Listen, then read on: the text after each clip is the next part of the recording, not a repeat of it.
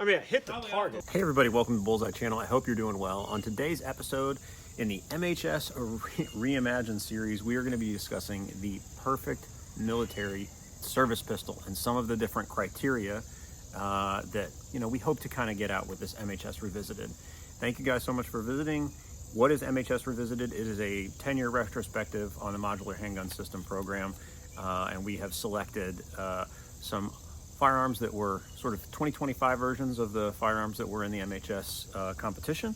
So we have the Beretta M9A4, we have obviously the SIG M18, we have Glock 19X, and we have the Smith & Wesson M&P 2.0, and maybe a new entrant. Stay tuned to find out. Go ahead and like and subscribe. So today I just want to take a minute and we are going to talk about the things that I think make a perfect service pistol.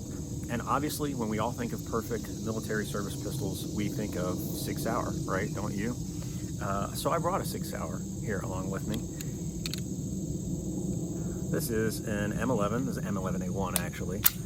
So really a SIG P229. It is in peanut butter, so kind of keeping with the theme, and a little bit of an aged pistol, but one I think that actually would stand up quite well to today's scrutiny. It lacks a little bit of the modularity that's required. Doesn't have an optic, doesn't have a pick rail, but it's 15+1 and perfect in the hand. And we're going to kind of use this as a pivot point to discuss different criteria. So let's get to the criteria. Right there, what do I feel that the perfect military service pistol has to do? It has to basically hit all of these wickets. The first is that it has to be safe. Yes, we're going to mention that one. It has to be safe. It has to be a firearm that is not going to shoot when you don't want it to shoot, and that it is not going to injure unintentionally someone else or something else. So first thing, it has to be safe. The second thing it has to do is it has to be reliable. This is usually done in the competition testing. I think my personal perspective is that the MHS competition really did not go the full length. It certainly didn't go the full length of what they intended to do. If you compare it to the M9 trials, or you even compare it to the 1910 trials between the Savage and the 1911, I think it was woefully inadequate compared to what had been done in the past in order to select a military handgun. So real quick, just so you guys don't know, if you don't know this, it's pretty amazing. So in 1910, the test over 2 days, they had the Savage. So there's a long tradition of like kind of going picking two and then having like a competition. So in 1910, it was between the 1911 and the Savage. This was their test: 6,000 rounds through the guns in 2 days. All right, that's a pretty aggressive shooting schedule, especially in 1910, I would imagine. They would shoot it 100 rounds. They would pour water down the barrel. They would shoot it another 100 rounds, and they would do that till they got to 1,000 rounds. Then they would take it apart, clean and lubricate it, and they would do that again, pouring water every 100 rounds, cleaning every 1,000 rounds, and they would record any issues or malfunctions. And they both kind of like failed on the first go, but then when they did it again, the Savage still had issues, and the 1911 just kept chugging. I would really like to do that test, but considering that test with all these pistols that I have would be something around 30,000 rounds in 2 days, like it would have to be an event. It would have to be like a team. And then the M9 trials, which were really, really robust. I mean, 35,000 rounds on each gun. They did a lot of environmental testing. So they really tested that second, but it has to be reliable. And then it also has to be durable, right? So your reliability is your round count testing. Your durability is sort of that environmental testing. And on the M18, at least to the best of my knowledge, they didn't even, they maybe took the guns to 12,000 rounds per sample, and recorded the mean stoppages between rounds and the mean failures. And there were stoppages and there were failures.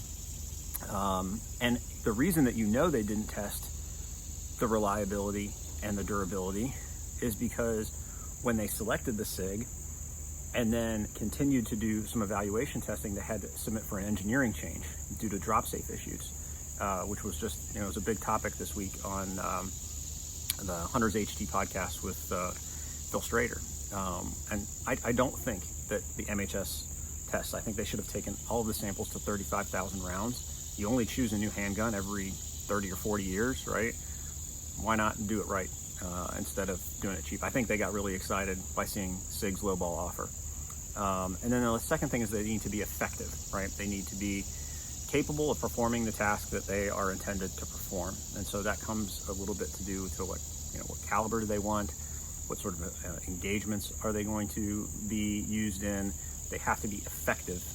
So sometimes that can also be measured according to accuracy, right? So in the M9 trials, it changed based on some of the language depending on what version of the solicitation that you looked at, but the number that is most popular is that had to have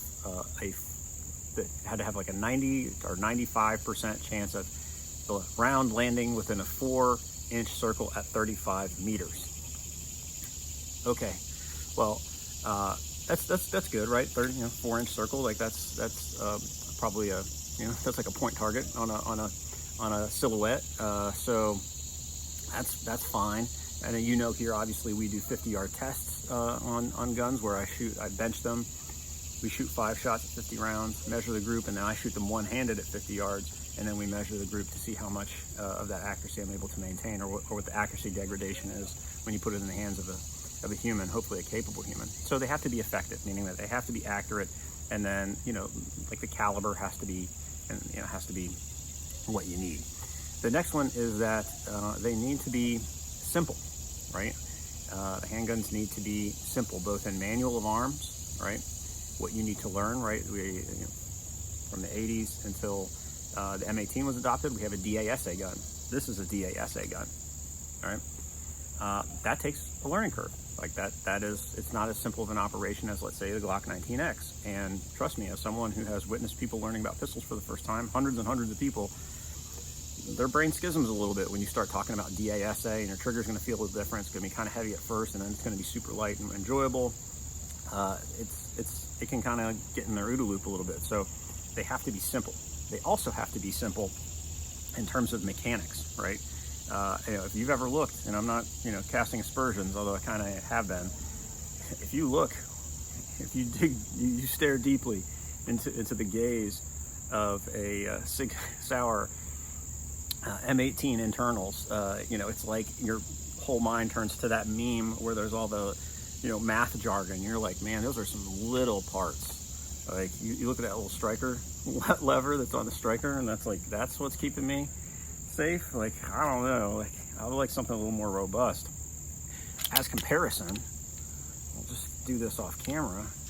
That's what the top end of the M11 looks like. That giant thing, right? It's your firing pin block. This spring, like you could look at this and you're like, yeah, and you got a couple roll pins there. Like your armorer will see this and be like, understand it. The internals here are super easy to understand. If you've ever taken these grip panels off, there's like a spring here, there's a trigger bar. This whole block comes out, and then you've got, a couple points that pivot, and it's not hard for a user or a servicer, and certainly not an armorer. Another thing I'll just point out about these relative to modern, look, the rails run basically the whole thing. Oh my goodness, can you imagine that? Oh, that would just be wonderful, wouldn't it? We're gonna go ahead and put this down. So it has to be simple, both in terms of the internals and the mechanics, and then it also has to be simple in terms of manual of arms, what we're asking the shooter to learn and understand. Because remember, like, a lot of people talk smack about law enforcement officers and their inability to train and understand their handgun, but at least they live with their handgun, right? Like they carry it every single day. Most members of the military, do not, right? It is something that you would either be issued on deployment, or you would be issued on guard duty, or maybe you're a tanker, right? And your pistol is your primary, or maybe you're a desk jockey like me, and you call with your pistol. So whatever. So it's just not something that is like your every single day. Like your infantrymen, yeah, they might have a pistol depending on what position they're at, but their service rifle is their primary weapon. The other thing too, and we don't talk too much about this, is that it has to be light, right?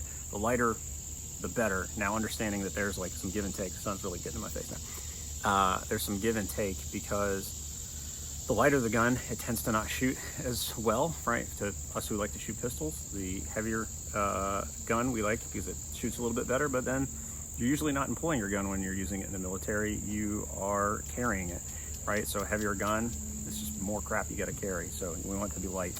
And then the last one is that you want it to be suitable, right? So the gun has to be suitable. So this, I already took apart this. So I'll just pick another duty weapon. This is a West German SIG P225. This is one of my favorite SIGs. Let's just imagine this is the M11A1, right? I just wanted to show this off. Is this safe? Yes. Is it reliable? Yes. Is it durable? Yes. Is it effective? Well, we'll check it, but let's just say yes. Is it simple? Yes. Is it light? No. Is it suitable in the current age for the current intended stuff? No, probably not, right? You would have to add some modern features here. They want some modularity in terms of grip and different size. They want an optics cut these days, and they want a light. Could you accept those things? Could you accept those things and still get by? Yeah, sure you could, but it's not suitable. All right, and so those are it. So I'll just run through them real quick. It has to be safe, it has to be reliable, it has to be effective, it has to be simple, it has to be light, it has to be durable. Nowhere in there did I say it has to be the best sewing machine shooting pistol, right? Like, it's gonna be kind of hard for someone who likes shooting pistols as we go through this MHS Reimagined to shoot them and not think about them as shooters, right? But you have to think about them as tools, which is, kind of what they are. So I'm gonna pause for a minute. I'm gonna get a drink of coffee. I got this coffee. You guys can't see it. Maybe you can't see it. Don't worry yourself, saying. It says USMC 1917. This is a copy of a World War I mug. Glass Beach House. If you Google that, I'm not like sponsored or anything. I only think they've got a few of them left. And these things are beefy. Maybe a great retirement gifts. Here, I'm gonna drink it so you can see it. I'll drink it this way. Take a big drink. Did you see it? These things are cool. I love them. Thank you, Colonel Kitchens, for the recommendation. So those are it. Again, let's go over them one more time for me. They need to be safe, reliable, durable, effective, simple, light, and suitable, right? Again, we'll use another example. Would a Smith & Wesson 586 hit all those wickets except for suitable? Yeah, it would, right? Well, maybe not. It certainly was effective. There are a lot of guns out there. The 1911, you know me, I love it. 1911 hits every single one of those. Is it suitable? No. And that's why the M45A1 was kind of a joke, right? When it came out. Interesting piece of military history, but a joke nonetheless. So if you take all those two buckets, right, and I was thinking about this like my unit thinks about humans. We often talk about readiness and capability in two spheres, deployable and employable, right? And if you take these buckets, safe, reliable, durable, effective, simple, light, and suitable, if you take those two, you can see that that's really what we're talking about. We're talking about the handgun needs to be deployable, it needs to be reliable, it needs to be effective, it needs to be simple, and then it needs to be employable, it needs to be simple, it needs to be light, it needs to be suitable. So it has to both endure the conditions in which it is going to be placed, and it has to thrive when employed by humans. Under all of this is a factor that we're not really going to consider in the MHS Reimagined, which is cost, right? Yes, there are many, many, many guns out there. That FN 509, I don't have one, don't really plan on getting one. It's significantly more expensive than its peers, right? Does that matter? Yeah, it matters to the government. It should matter to you as a taxpayer. Does it matter to the point where you would sacrifice safety and reliability? No, it's not, right? Like, that's why you do robust testing, so you can make sure that the decision you're making is a good one. Hopefully that's a good frame of reference. Safe, reliable, durable, effective, simple, light, suitable, deployable, employable.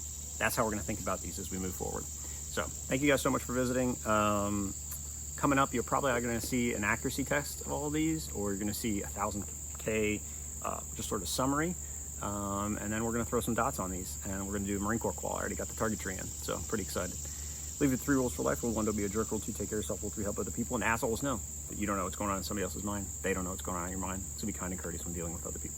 And can we just take a minute to appreciate these massive hydrangeas? They just get crushed by the sun like my face is, and so they look great. Hold hard, shoot straight. I mean, I hit the target. Elliot, what do you want?